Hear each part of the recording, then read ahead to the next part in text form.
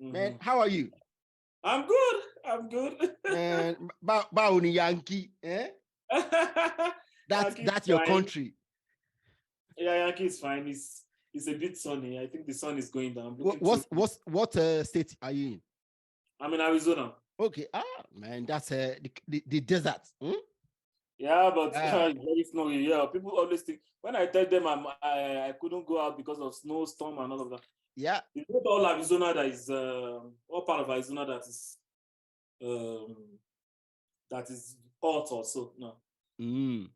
This place is very, very cold. The part of Arizona, this part of Arizona is very cold. But Phoenix is the state capital, so it's hot there.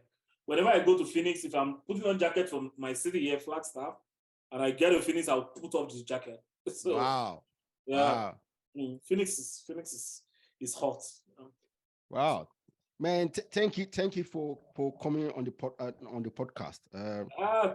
It's good that we're able to find a time. Yes. You see, I've been looking to talk to scientists, mathematicians like you, because to me, I believe that we need to encourage more and more of our young people to get into science, mathematics.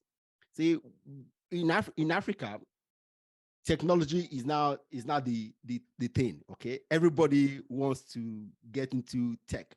Okay, and I tell people that tech is good, very good, but if we don't start getting into the basic science, okay, now maybe in 20 years we'll be relying on the developed countries to feed us with the raw materials for our tech. Okay, look at what's going on with China and chips. Yeah, that's an example of it. Okay, so if we actually want to develop our continent the way we say we want to, then we need to get into the basic science. Anyway, Carrie, my audience don't know who I'm even talking to. Okay. So help me tell my audience who you are and what you do. Yeah, thank you. I'm Kayode Oshinubi. I'm a Nigerian, and I was born in Lagos. I've lived most part of my life in Lagos, and I did my BSc and my master's in Nigeria in mathematics. Major in mathematics for my BSc and minor in statistics. And for my master's, it was more of an applied mathematics to vibration mechanics. So, but for my PhD, which I did in France, it's basically applied maths to infectious disease. Most especially it was motivated because of the global pandemic, the COVID-19 pandemic that we have. So I'm an applied mathematician. Like I always tell people that I'm an applied mathematician that is making sure that our world is a better place, to live in by ensuring that we do some predictive and we model diseases, infectious diseases. Yeah.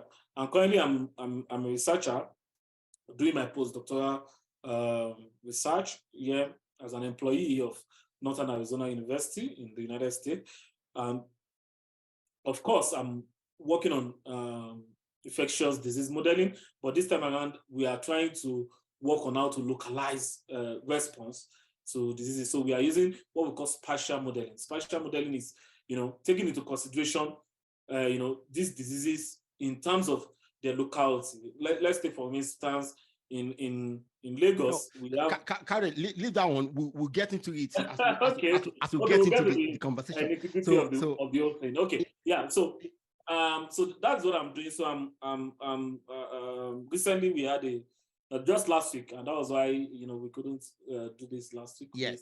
We hosted a conference on what we call predictive modeling for public health. So we worked closely with public health who cannot use mathematics and statistics to do some prediction to guide their policy. So we do all this for public health experts policymakers, to be able to guide them. And that's why we do all this modeling using mathematical and statistical tools. Okay. All right. See,